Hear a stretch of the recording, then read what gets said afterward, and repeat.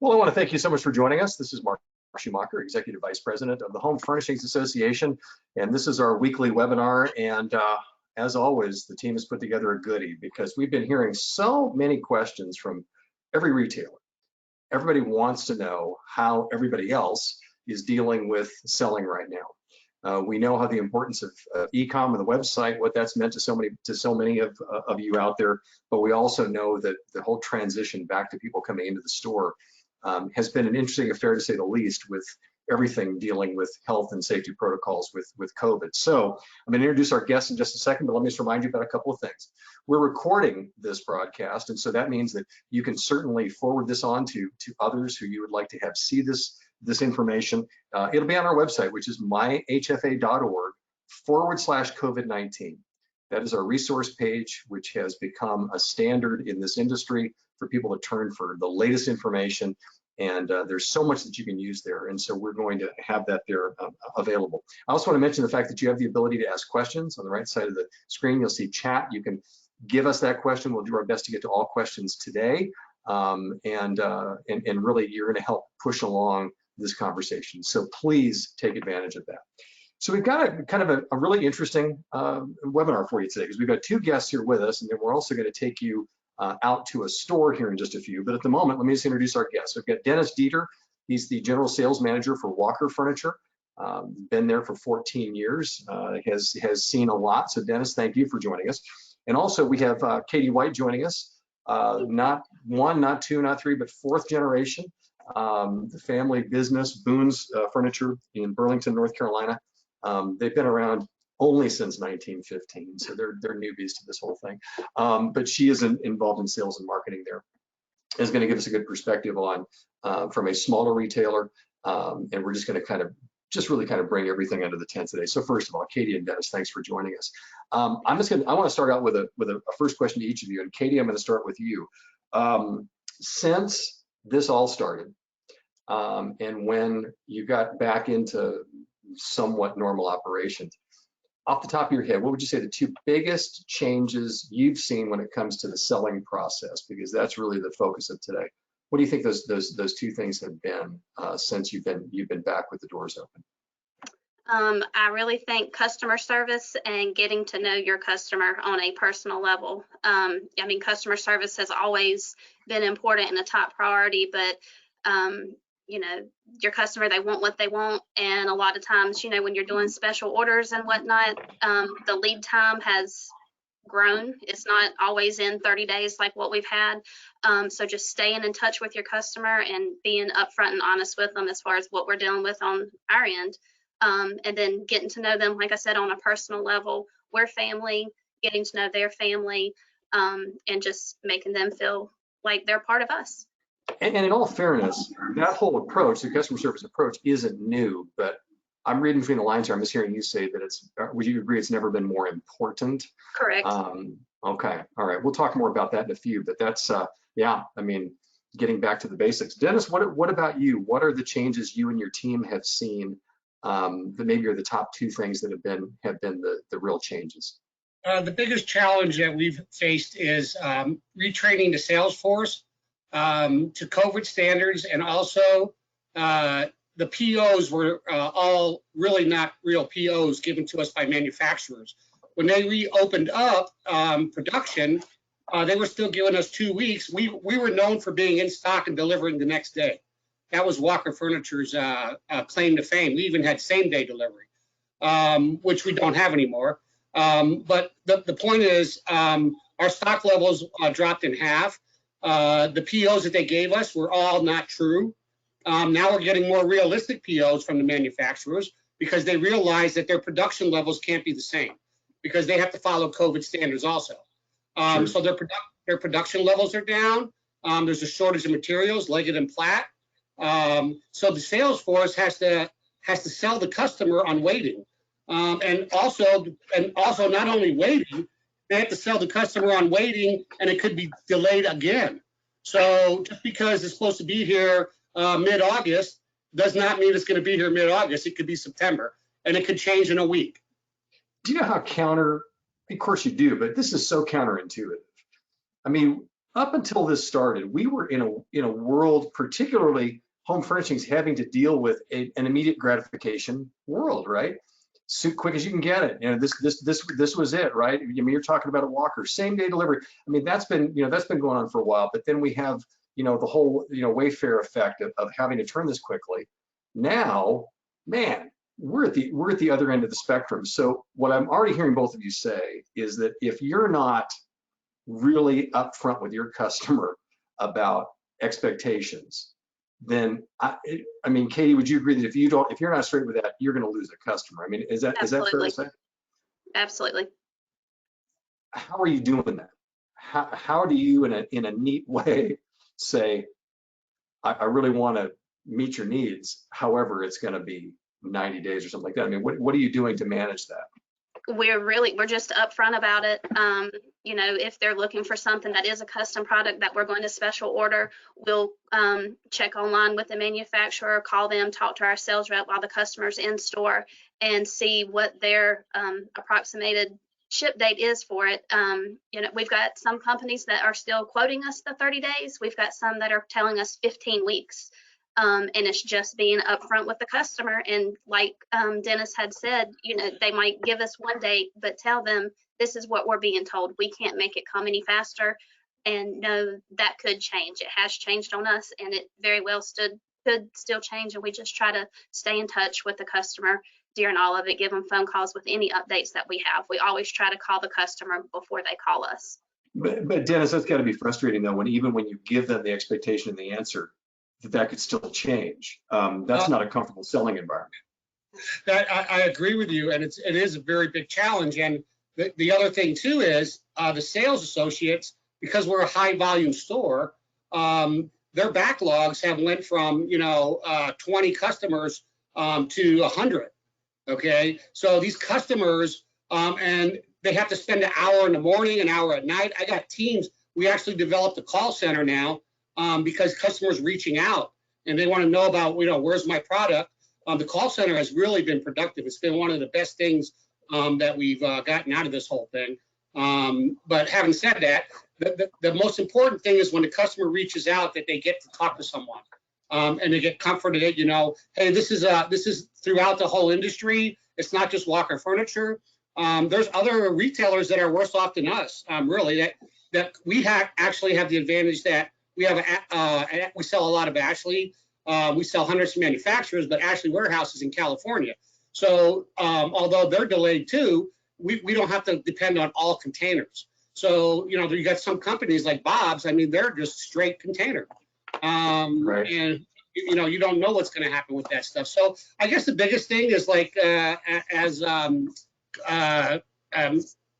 she said, that you have to be upfront with your customer and be in contact with them. When the thing is, don't run from them. If it gets rolled out another 2 weeks, you've got to call them. You got to call them and tell them, you know what, it was rolled out.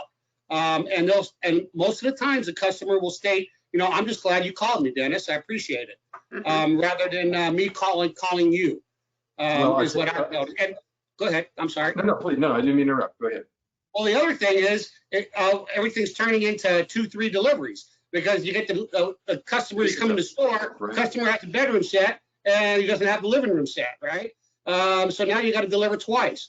And then they want compensation, right? It's not my fault I've been delayed 60 days. Come pick up everything. So what we do is we do not deliver partial rooms. So we're not going to deliver a bedroom set and a sofa. We're going to wait till the sofa, the love seat, and the chair comes in. We'll do the bedroom set now. And we'll do the living room set when it comes in, because we're not going to get caught up in that. Come pick up my furniture, Sure. But anyway, I guess communication. It really is all comes down to communication and getting a hold of the customer regularly within every 2 weeks. Give them an update and let them know you're there. I just love what I'm chuckling about is that this is such an interesting time. And I'm feeling like I'm giving you the opportunity to vent today, and I feel good. I think this is going to be like an hour of therapy for you. You've needed this, get away from that stuff. No, but here's the thing. You've already given us the here we're 8-9 minutes into this. First huge takeaway, if you can do it. You guys have put together a call center just for the standpoint of managing the customer from the point of sale all the way through the waiting period.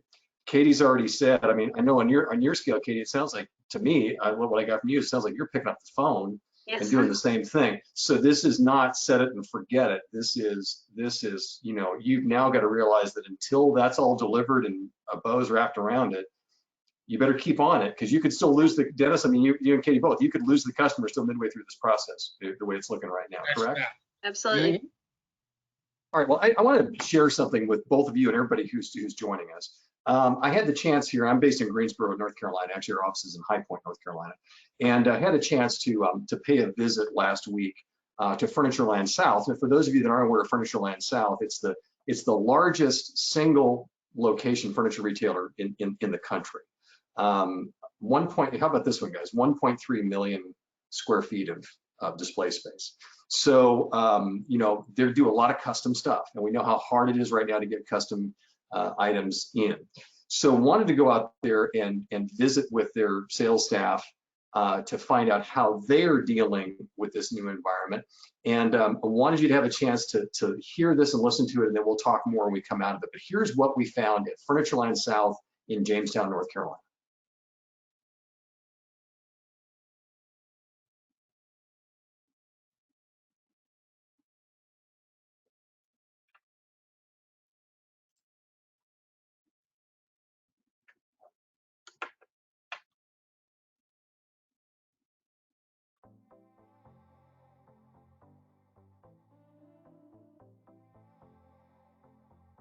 We do a lot of things remotely. We do space planning. We can get the floor plans and kind of work on them. And for fabrics and finishes, we can always request samples from the manufacturers to go straight to the customer if they're not comfortable coming into the store.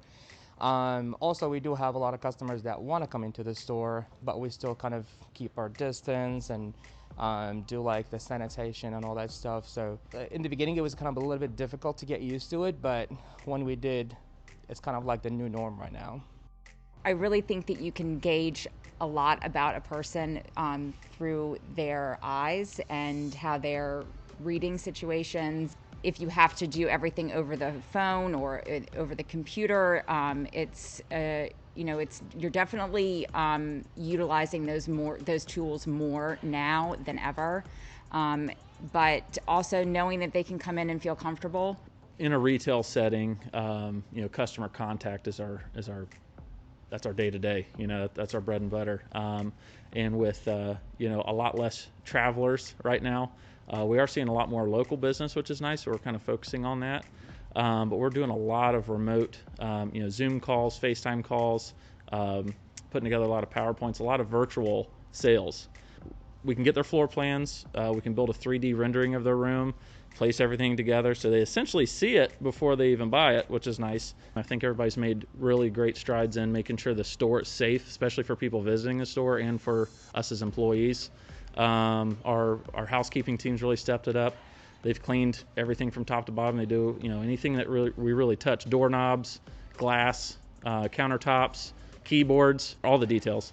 And we tell our customers that, when a client comes in or calls in to book an appointment with us saying that, hey, we'd like to come visit the store, we do go ahead and screen them to say, ask the COVID questions. Have you been around people? Have you been exposed to this? But we kind of brag on our store's cleanliness. We say, hey, we go over and above.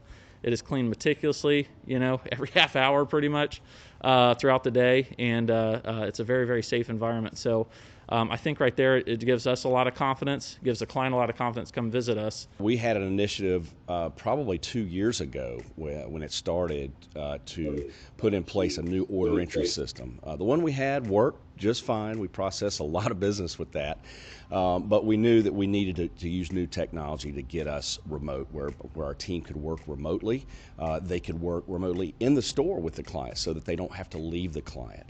And the timing of this with this pandemic, wow, I am just so thankful that we had that, because we had in the month of April, we only had probably 100 customers in the store. we can have 100 customers in the store in the first 2 hours we're open sometimes. So we had a lot of our staff, a lot of our design consultants were able to work from home. and they pulled through some business in April, which was phenomenal because most businesses were forced to close in April. So having that technology available for us, where every design consultant has their own tablet, their own iPad, it has been significant in the impact that it's had, as we have navigated through this pandemic. Well, I like to say that online chat is kind of our new shiny toy. So many consumers now, they don't want to pick up the phone and call you. They want to figure everything out by themselves. They don't want to email or call, and so, but they're willing to chat online. And so we typically use our website to inspire, to give information, and to connect with our clients. And now they're able to chat, ask questions, and of course our goal is we want the customer to shop Furnishland the way they want to shop it. And if we can make that original connection through online chat, that leads to a phone call or an email or some engagement, and ultimately gets them in the store. We have a lot of people that have called in and said, hey, are you open? We want to come shop. We have been sitting on furniture for the last 2 months that we probably should have replaced 10 years ago, and we want to get out. Are y'all practicing the social distancing? Do I need to wear a mask? And so we have certainly taken all those precautions, but we've also welcomed them into our store. We want them to shop the way they want to shop. We certainly have had a lot of clients that have started the process on our website, and then they make that connection because we put video bios of every design consultant on our website, and we invite those customers to choose who you want to help you with your project, navigate you through the process. And so a lot of that work can be done before the client ever shops here. So we still believe, obviously, with this large showroom presence, we believe in the showroom experience, but we also believe that client wants to start their experience online. And so how we can sync up those two experiences is really the key. It's the secret sauce, if you will, to how we're going to continue to grow as we move forward.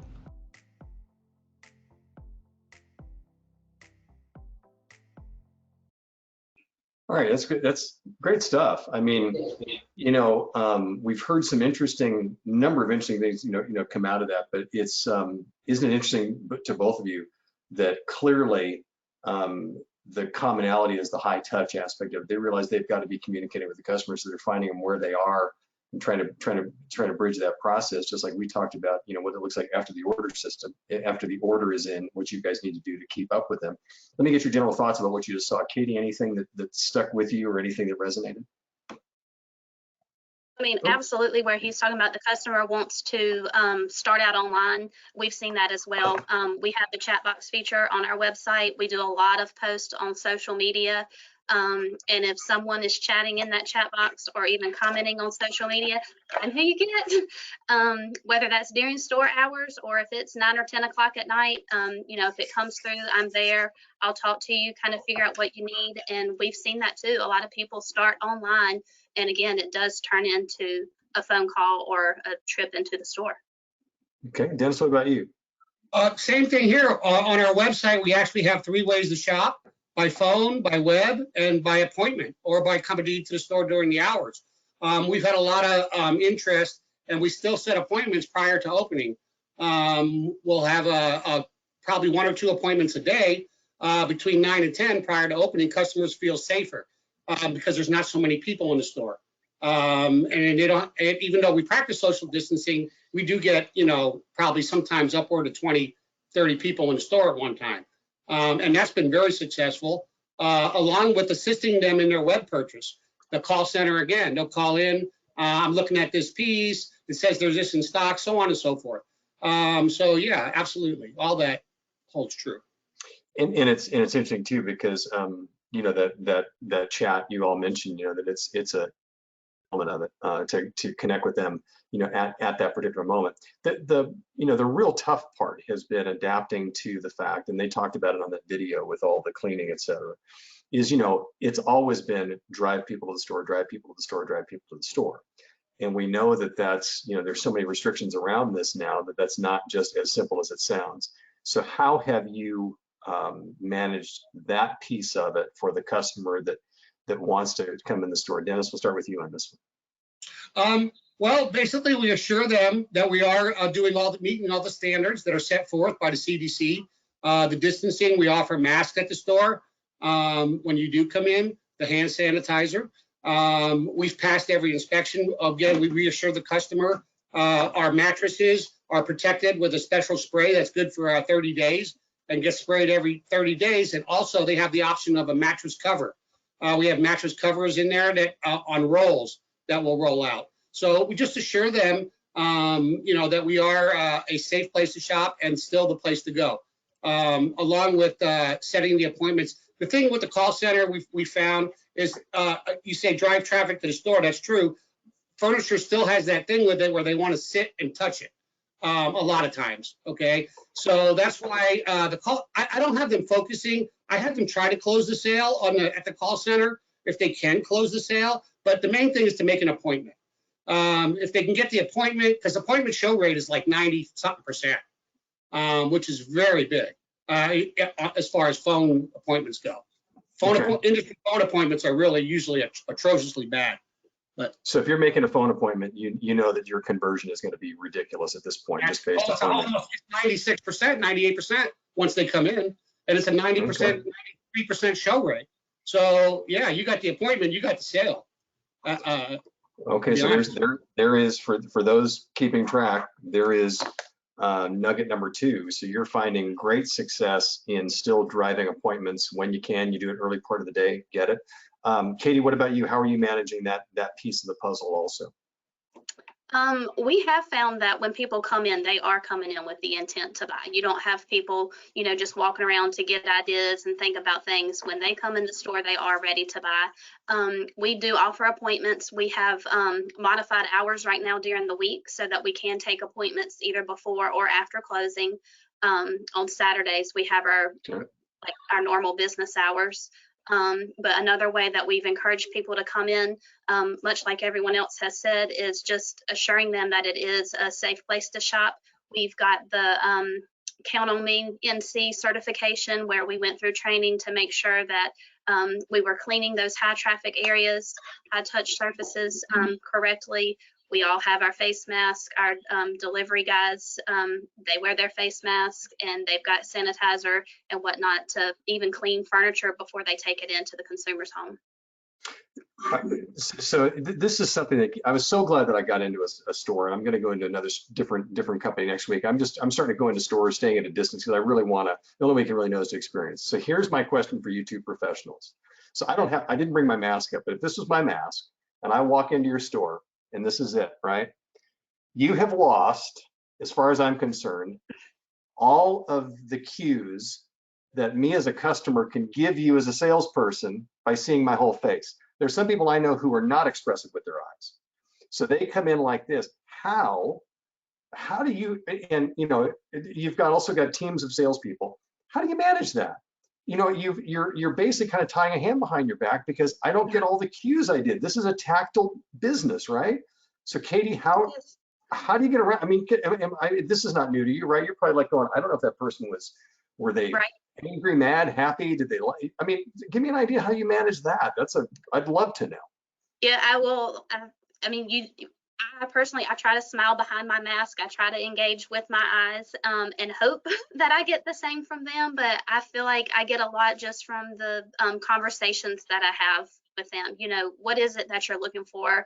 Do you have kids? Do you have pets? What's the function of this piece? And just kind of going from there. And I feel like if you can get them talking, they'll let you know if they like it or not.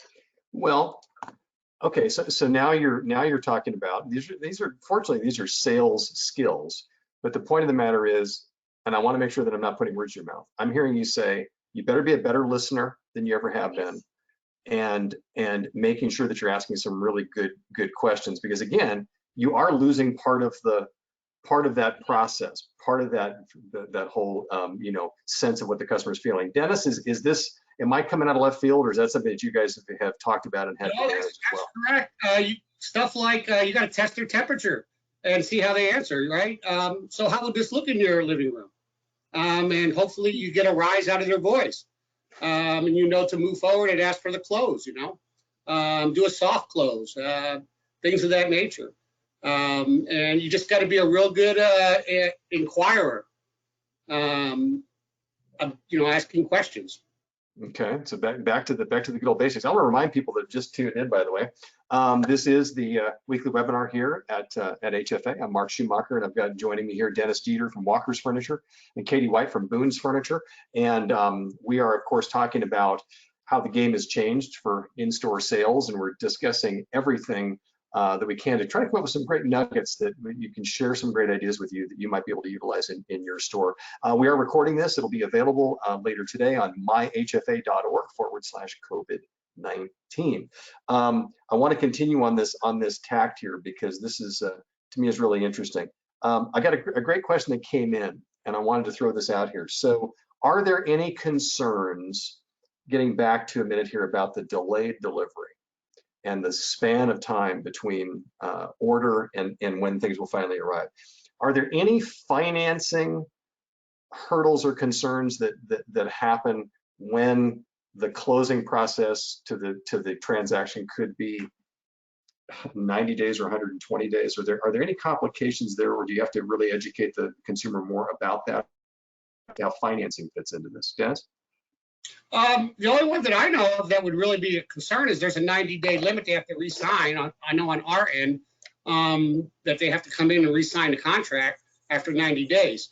But other than that, as far as from time of purchase to delivery, we're still running about 40%. We can get in the house in 2-3 days. But your concern would be, though, if, as we talked about earlier, if the supply chain in certain areas, you may get to that 90 days. So it is, I guess, possible that you could have to essentially reapprove someone. Absolutely. That could happen. Happens all the time. That's why staying in contact with your customer is so important. To ensure that they know you're there, they're still committed, and you let them, help them be committed. Absolutely. Okay. And another question came in, Katie. I'm gonna ask you this one. Another question came in about the you were talking about deliveries, etc. What are you seeing from your perspective on actually finishing the process the good old-fashioned way, where you white glove people come in all the way and just bring it in via the box? How would you say it's playing out right now, Katie? What do you think? Well, honestly, when we first were able to reopen back up, we were starting with front porch delivery only, and front porch delivery, could be porch, deck, garage, whatever, but we weren't going into the home. But we're open back up full force going into the home, and of course the customers know they always have the option of the front porch delivery. But most people have been fine with us coming in, but I think that goes back to family. We're family, and we make our customers feel like they're family too, and just build that relationship of trust. And if we have any suspicion that we're sending someone into your home that's not healthy, then we're going to pick up the phone and call you and say we're going to have to reschedule or work something out. Okay, Dennis, what are your percentages right now? Would you say white glove versus threshold, or whatever terminology you'd like to use? That's very interesting. We went through a lot of changes on that whole the whole thing there. So what we've been doing when this thing first opened up, we still do have the doorstep delivery, which will be in the garage or the front, non-assembly. So what we've been doing is, and Larry, he's been using it as a marketing tool. So we'll put it on the website, either free delivery, curbside is available. So it is, I want to say, so as far as it's a good hook. It brings people in, and then the salespeople their job is to convert it over to a white glove delivery, which is $129. So Mr. Smith, you really don't want to, our guys wear masks. They're very safe. They'll come in and set it up, and it's only $129. They're insured. We'll demonstrate everything for you. It's a white glove service. So they've had, I want to say we're at 98% converting it to a regular delivery. So we probably have, I don't know, maybe 5 to 10 customers a day will come in and ask for that free delivery, or the $49, depending on what he's advertising.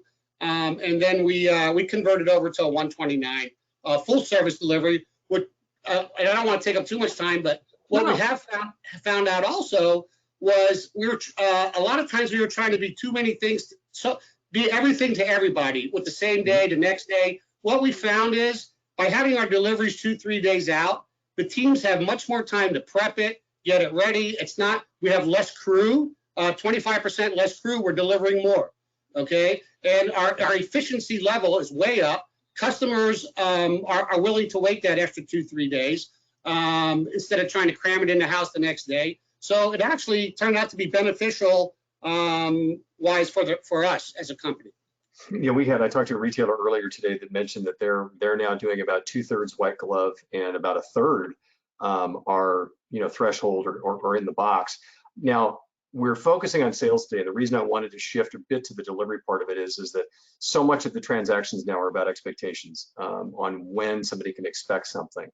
How much is this part of the conversations that you're hearing? And Katie, I'll start with you as far as that sales going on about the delivery and how that's being managed. Is that top of mind for a lot of customers and something that you have to assure them at that process? How does that fit in with the sales process right now?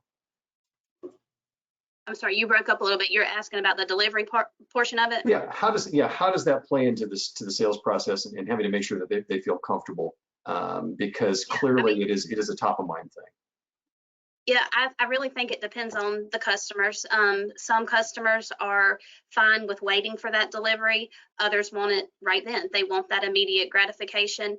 And we've always been, if we have it on the floor, if we have it in our warehouse in stock, we'll do same day delivery if it's possible. If not, usually we're 2 or 3 days, possibly a week out. Most customers are fine with waiting the 2 to 3 days. If you can do it the same day, they're typically excited. Are they concerned though about the safety elements? I mean, is that something that you've got to assure them of regardless of when they want it? Not really. Again, I think it's just that trust factor that they have with us. We have had some customers who are medically fragile, and then they will ask. But outside of that, we really haven't had an issue with it. Okay. Dennis, what about you? Is that been part of the conversation with some very concerned customers, and how have you managed that? Because it's, that is truly part of the sales process now. Well, actually, one of our questions, if they accept the in-home delivery, is we do ask the customer also to wear a mask for the safety of everyone. And we've had no pushback at all, to be honest with you. The ones that want it, we just assure them, they will do social distancing in your house. They'll set it up. They'll be wearing masks. They'll be wearing gloves. So it's a totally safe operation. And we do ask that the customers also reciprocate in wearing a mask. And again, we've had total success with it. Good. Like hearing that. I've got some great questions that have come in. Let me ask you guys this one. Talk a little bit about how your floor plans at your stores, have they changed somewhat or a lot based upon these health and safety protocols? Again, is there more space? Have you changed anything? Katie, let me start with you. Have you guys made some adjustments based on this environment today? Not too much. We try to keep our walkways, wide enough as it is anyway, especially for the guys to move furniture in and out. So we really haven't had to change a whole lot as far as our floor space and the way things are set up to stay within the COVID guidelines. I mean, we do have the tapings at the sales counter to, give the visual reminder to customers to, stay 6 feet apart if they're waiting at the sales counter. But as far as our layout on the showroom floor, we've not had to change a whole lot. Okay, Dennis, what about y'all at Walkers?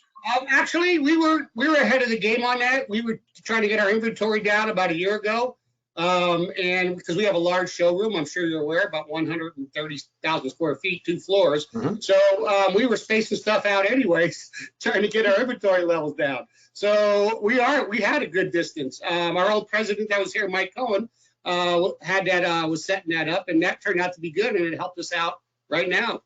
So yeah, we got really good distancing between our suites.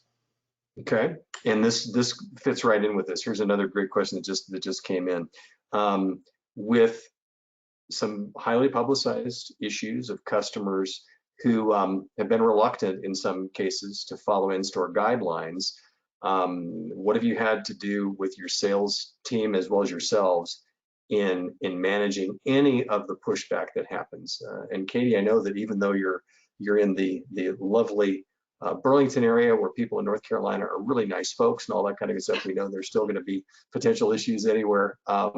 What about that? How have you prepared for that? And have you had to deal with it? Have you had any situations where people have pushed back? Well, of course, being in North Carolina right now, we're under the governor's mandate that if you're out in public, you are to wear your face mask. I would say probably 99% of our customers do come in with a face mask. We do have disposable face mask available if someone doesn't have one that we offer them. We haven't had anyone get angry about it, but we do have, a handful of customers who will come in without their face mask. And at that point, I mean, we're not refusing service to them. We still have our face coverings on. We're still doing our sanitation. And we have signs that, we do encourage the face mask, but if you choose not to follow that mandate, then I guess that's on you. Okay, all right, fair enough. Appreciate that. Dennis, what about you? I'll say that we've had 2 incidences since this whole thing started. There is a requirement. There also is a stipulation of, I believe it's 10 or 8 and younger are not required to wear face masks, and anybody with breathing conditions. So I think the one guy we had, I got asthma, I don't have to wear it. Okay, well, I'm not going to argue. We're not going to argue with you. And then we had some other guy that said it's a stupid rule. I don't do it. I mean, 2 people out of thousands. Yeah, we just deal with it case by case. We're not prepared to throw them out over it or cause a confrontation. How do you manage it though? Just, I mean, this is a delicate situation, right? Oh yeah, very delicate. We actually have signs at the receiving desk when they walk in, the up desk, saying the rules, and we tell them the governor mandates this, and we would appreciate it. But if they don't, then okay, you're more than welcome to shop, and the salespeople keep their distance from them, and other customers they don't seem to really shame them or anything. So I don't know. Like I said, it only happened twice, so it hasn't been a big challenge. Okay. So to speak. You just have to be prepared for it, obviously. I mean, it's a possibility for your stores. Once again, I want to talk to those of you just joining us. This is the HFA webinar. We're looking at how the sales process has changed inside of home furnishing retail stores, and our 2 guests are Dennis Dieter of Walker's Furniture and in Las Vegas, and also we're talking to Katie White of Boone's, which is in Burlington, North Carolina. Another great question that came in here that I want to ask you, Katie, what are the marketing strategies, since you do sales and marketing, that you think are working to get customers' attention today and to try to get them to shop at Boone's? Social media is big. Social media and our website, but lots of in-store photos, videos, and even included in those photos and videos are our sales staff and our delivery help. We're real people. Which channels are working the best though for you? We want details. Facebook and Instagram are the 2 that we use. Facebook would definitely be our strongest platform right now. Okay, are you trying to drive people to the website or to the store or both? To the store, or both, but to the store. Usually the Facebook drives them to the store. Okay, Dennis, what are you guys doing from a marketing standpoint to try to, this is a tricky time where you've got to it's got to be tinged a little bit with a safe and healthy environment. But what are you guys doing? Well, safe and healthy environment. People are starting to realize that stuff is not available. It's furniture is the new toilet paper sometimes, not in stock. So putting things on Facebook, and we run Tempur-Pedic helps us do little promotions on Facebook and on the website. Also advertising what is in stock. So when we show stuff, we put 24 in stock. That drives them in because, hey, I want my stuff. I don't want to wait. And that's why customers are shopping around looking for the in stock stuff. So once they see that and they like it, they'll come in just to purchase it, or purchase it online. So in stock has been huge. Following the procedures and being with the community, we're with you. Public service, I think Larry's done a couple public service announcements that we'll get through this together, so to speak, has been very effective also. And for those of you who aren't aware, when Dennis talks about Larry, it's Larry Alterwitz. He's the owner of Walkers. And that's another great nugget. Advertising what's in stock, again, that's kind of presetting the customer's expectations. Interesting that we're in that environment where that we need to do something along those lines. Also, there's just been, again, some great questions here. I want to ask this one as well. It says here, what changes, this is interesting, what changes do the customers want to see stick? I think that I'd ask it this way. Are there things that you guys are seeing in your businesses in this new environment that customers are certainly leaning toward or gratified that it's part of it? And Katie, I'm just kind of curious. I get where the question's coming from. It's sort of like, okay, we're doing a lot of these things to bridge between pre-COVID and post-COVID, but what are the things that customers you think are really connecting with and would want you to continue to do, even if there was a vaccine tomorrow? I would say the two things that we hear most from customers are they do like the videos and the pictures that we do put out on social media and the website. They like knowing what has come in that's new and fresh on the floor. And then we also hear a lot about the follow-up phone calls as far as with the orders. They like us being in contact with them more frequently than what we would have before. Wow, all of those are huge. Dennis, let me get your answer to that, and then I want to come back and revisit that. But what would you say are the things that the customers are either outwardly or subliminally clearly attaching to and loving about this new situation? I can tell you this: pre-shopping on the phone, customers calling into the store and getting to talk to someone real, a live person, instead of being shuffled around on a phone tree, and then being able to ask the questions that they want to know. What kind of fabric is on this? How many do you have in stock? How soon can I get delivery? It's funny, people, and the simple basic questions, like, even though it's on the website, are you guys open? I mean, it blows me away, the stuff. But what turns them off is when they do call in and they get shuffled around and they're on hold and they're transferred here and there. That's not a good thing, because customers do want to be talked to when they are asking questions. And then the other one is appointments. They just love appointments. It's more personal. You're spending personal time with them, and they just they get a warm fuzzy from that, in my opinion. I'm going to review them in a few minutes when we get toward the end of the webinar, but I'm thinking that you guys collectively are up to about like 7 really tremendous takeaways and nuggets from what's going on right now. I mean, this is this is pretty awesome. I think it's interesting that when you talk about even just what you said, Dennis, about not being shuffled around on the phone tree, and then Katie, you mentioned the fact about how well they're reacting to just follow-ups when it's between the order and the delivery. This is going to sound weird, but I think you're going to get where I'm going with this. What you're saying, there's nobody listening to this or who would listen to this program and think, well, that doesn't make sense. Because if you put yourself in the customer's shoes and think about a purchase you're making, these are exactly the complaints we would be making. Oh man, I got thrown around to 3 different phone extensions, or how do I know what the latest update is?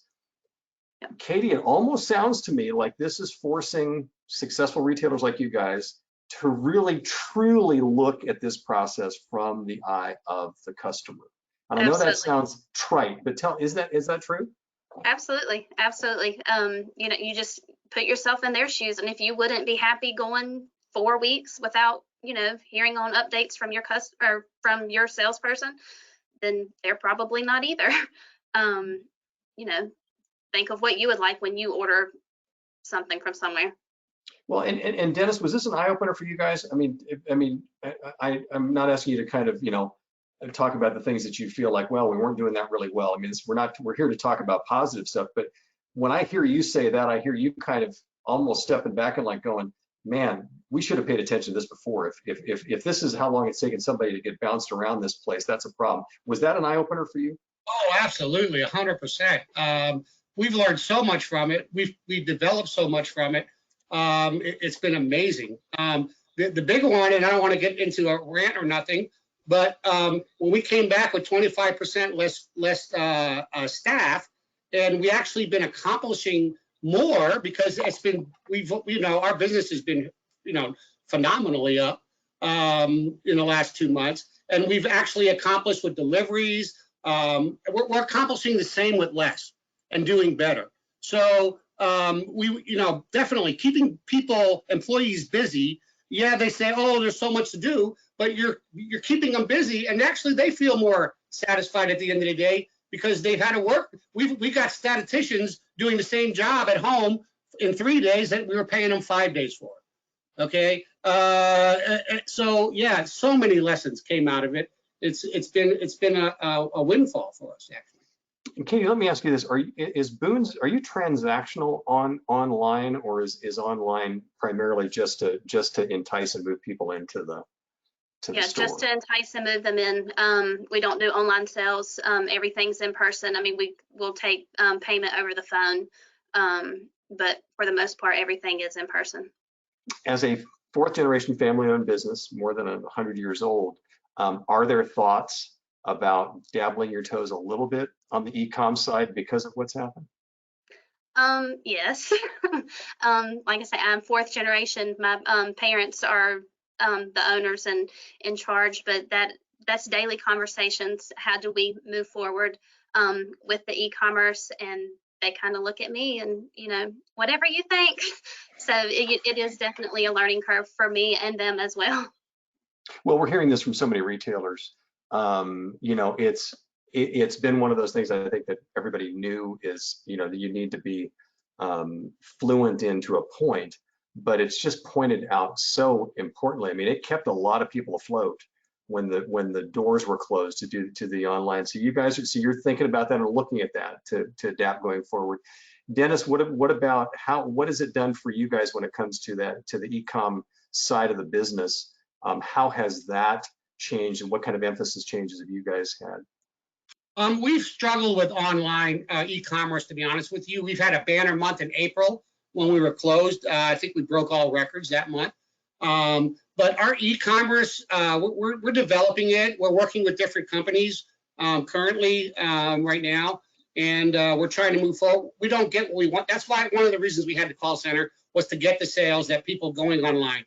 We do have appointment making online, and we're developing the chat. We have a inquiry mode right now, and making appointments from that. But yeah, no, absolutely. E-commerce is so important, and that's something we are definitely going to develop further. Okay. I mean, do you feel like you have a choice anymore? I mean, to be perfectly frank.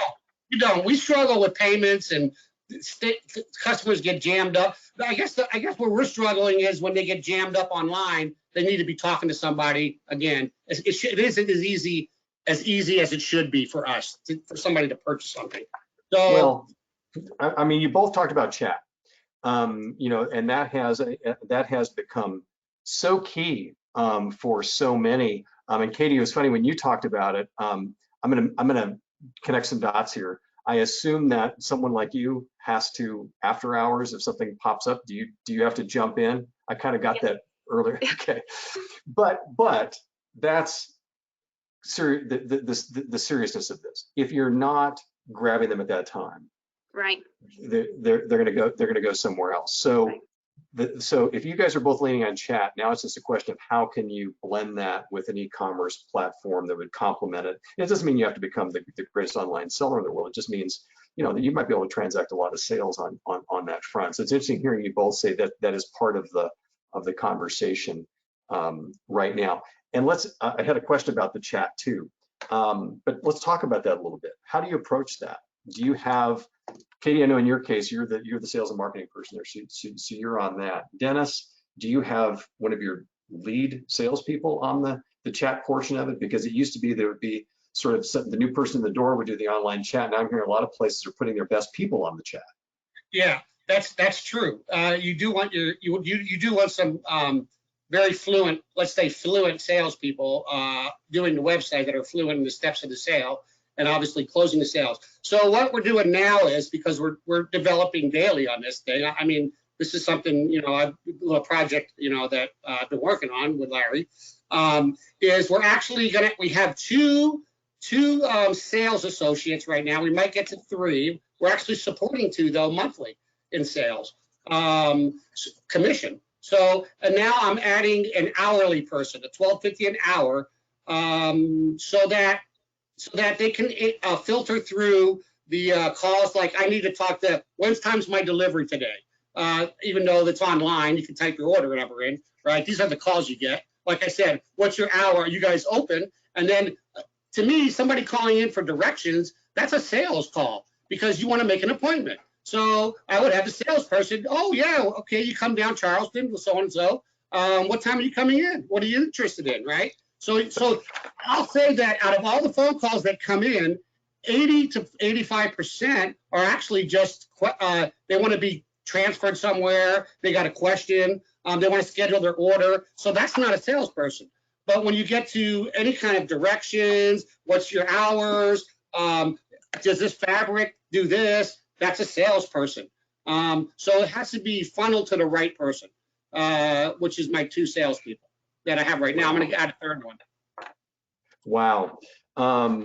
That is, I think you're the first person I've ever heard say that calls asking for directions are a sales call. I like that.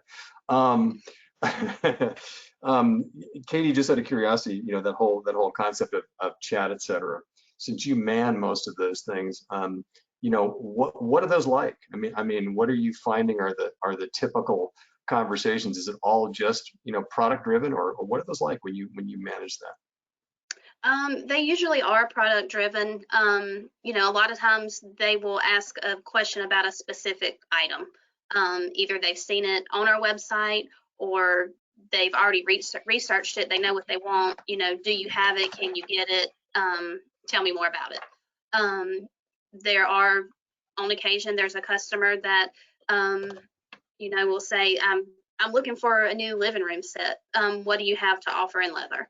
And I've even gone so far as to chat with them and send them pictures via chat, and close sales that way. But most of the time it's just getting their foot in and them then coming into the store.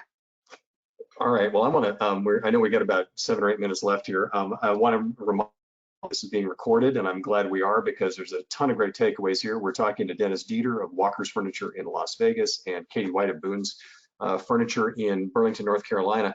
Let me just regale everybody with some of these takeaways. And you guys are, I think I've blown out one pen during this process. So let me, and you guys keep me honest here. We talked about the fact of just a lot higher touch with customers, particularly between sale and delivery because of all the delays. In fact, Walker, you guys at Walker Dennis have done a call center. I also heard appointments.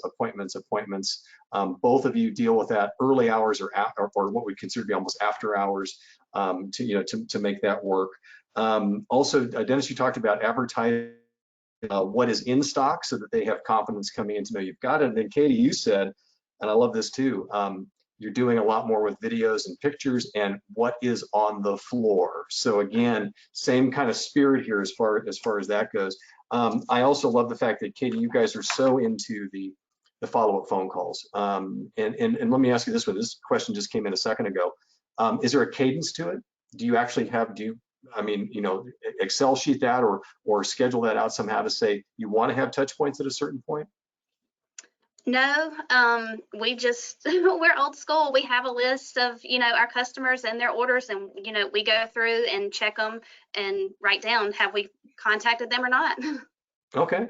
Dennis, do you have like a concept there of making sure that those touch points are happening?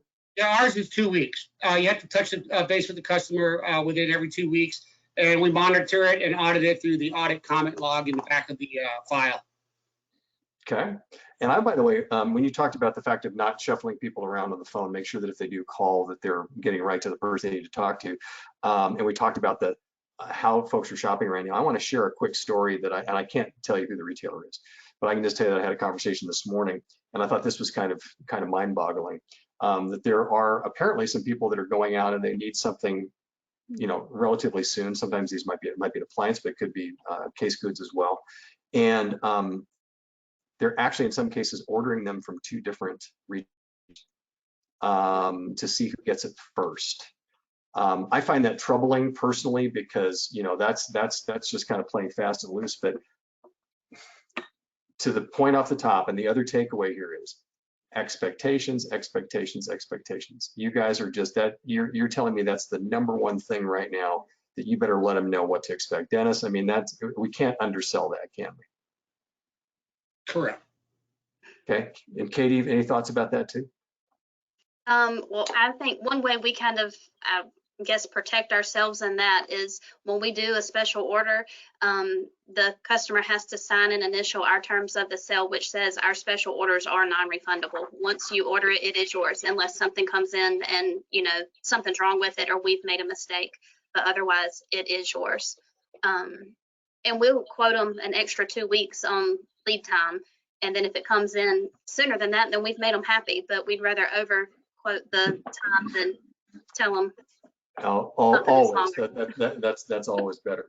Before we wrap up today, I want to also make sure that we once again thank Jeff Harris and the team at Furnishings South. Earlier in this webinar, we were able to pay a visit there and get some really great insights. And so we thank the folks over at Furnishings South. I also want to mention, by the way, that if you look at the right side of your screen, we have a section called handouts. And what you can download right now, and I hope you do, are the HFA benefits that are in our benefits guide, and why it is absolutely important to become a part of this association, not just for insights like we have here, but for a number of amazing solutions that we can give you access to for your day-to-day business. Also, our level of advocacy on Capitol Hill and other places where we're collectively pushing important issues for the industry. So please check that out. And we would love to have you become a part of the Home Furnishing Association, much like Walkers and Boones. There's a pitch for you. Finally, I think the way I want to wrap this up with you all is, again, we've been talking about this new sales environment. What are some final words you would have for your fellow retailers out there, no matter their size? And Katie, by the way, I think it's great that you've given us as many insights as a single store operator as others might have that have full big chains or larger stores. But Katie, what would you think is the #1 thing you'd like to impart on people before we go today? Just get to know your customer and offer that great customer service. Stay on top of it. Communication. Stay on top. Do the basics well and stay on top of it. Simple, but not always easy. You know what I'm saying? But that's good stuff. Dennis, what about you? Listen to your customer and don't be afraid to try new things and evolve and be able to be nimble enough as a company to be able to change on a dime and throw stuff out, bring stuff in, and just be able to move like that and not be bogged down by, corporate structure. Sometimes it gets in the way of getting things done. It can be frustrating for some companies to do anything. It's like climbing a mountain. So if you're able to change stuff that makes sense and try it, do pilot programs, and if it doesn't work, adjust it or get rid of it. So the theme between both of those comments is pay attention to what's going on. And the old ways of doing business aren't necessarily the way to do it right now. And I also love the fact that both of you are also thinking about leaning more into e-com. I think that's huge right now. Want to remind you, this is recorded. It's going to be up on our resource page, myhfa.org/COVID-19.